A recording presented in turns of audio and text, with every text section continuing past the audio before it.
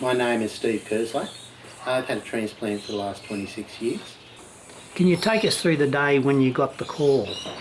Funnily enough, Rick, I was out getting a transplant for my sister's car. The car needed a new motor, so I was out at a motor wreckers in Sydney trying to find a 250 cubic inch Falcon motor for this old ex-wife Falcon.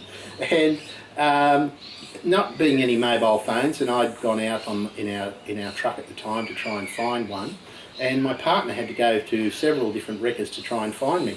And he eventually found me, and we drove back and got to the Royal North Shore Hospital in Sydney as quickly as possible. And I think it was within probably 8 hours that I was operated on. How did you actually feel when you got the news? Elated. Yes, very, very elated, and almost a high it was at the time.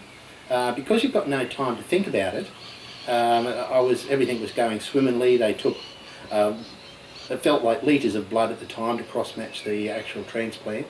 And at the time I thought, oh no, this is great, no problems here. And then they tried to put a catheter into my heart, which didn't work out as well as what it should have. And that was when I realised, oh, this is, time's getting serious now. What number were you on the list? At that time, you don't really know, Rick, you don't know. I must have been pretty high, and I guess I must have been the closest match at that particular time.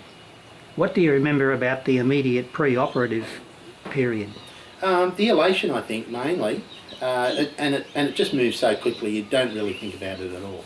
It's just getting you prepped, getting bloods done, and then making sure that the kidney's right to go. So, not a great deal at the time, mainly elation. Actually being lucky enough to get there.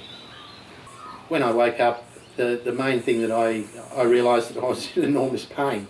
That's not the same for every patient. It varies from person to person, I believe. With my experience, the man opposite me who had a transplant at a similar time, his transplant started working immediately. Because of the anti-rejection drugs that I was on, they slowed down the kidney kicking in.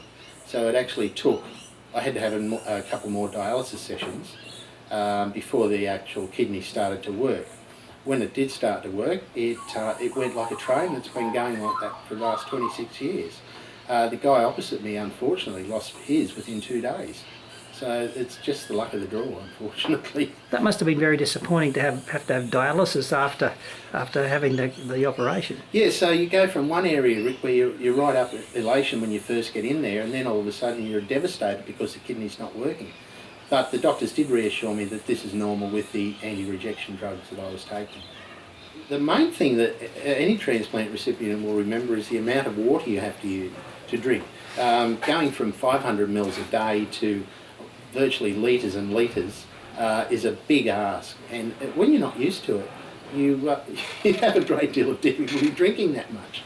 For the simple reason you've been on a fluid restriction for so long, you're not used to drinking a large quantity of water. So what happens is your bladder shrinks over that period of time, so your capacity isn't really large, so you're drinking litres and litres of water, and of course the consequence is that you're going to the toilet night and day. I was in the hospital, I think it was 6 weeks, and the main reason for that, whereas they get them out pretty quick now, the main reason I was in for 6 weeks was the new anti-rejection drug, cyclosporin, which they designated to me, which was a trial. And I believe it's still being I'm still on the trial because of how long it's been going. The cyclosporin was fairly unpleasant to take because you had to actually put it into either milk or cordial or something like that, and it tasted fairly foul, but it certainly has done a wonderful job. For me, it doesn't suit everybody. Every drug regime is different. But getting back on my feet, I was pretty much working 6 days a week, 6 half days a week, so it took me about 6 weeks after getting out of hospital to 2 months to get back to work. And once I did get back to work, I was back doing mechanical work, and I also had another job in a bar as a barman. So I saved some money, and because I hadn't had the opportunity, I went overseas for 6 weeks just to be able to say that I've gotten away from it without being stuck with that damn machine. I had, they thought I had one rejection episode, but as it turned out, it wasn't a rejection. But they did give me some drugs to counteract that. You get to have intimate knowledge of your own bloods for the simple reason they're telling you what you've got to do to maintain your blood levels. I was very fortunate, very lucky, Rick. Did you have someone to look after you when you came home from hospital? I was only young, I was only 27, sorry, I was still living at home. I'd actually been dialysing at home, my mother was helping me, so yes I did. I had my parents and a supportive family as well. Totally autonomous these days. I mean, I have a wife and a child. We're empty nesters now. He left about 2 months ago, which is certainly unusual. If you had to give some advice to a potential kidney recipient, what would you say? I'd say go for it. The best thing that I've ever done. And all cases aren't the same. I mean, I've seen a lot of people that do have a lot of problems. I'm just extremely fortunate to be one that has very limited problems and have and have been able to lead a very healthy lifestyle since then. So very, very fortunate. For kidney patients in general, if you do what the doctors and the nurses tell you to, you don't have any problem. With the transplant, you do have to be constantly taking immunosuppressant drugs, and that's something you don't stop.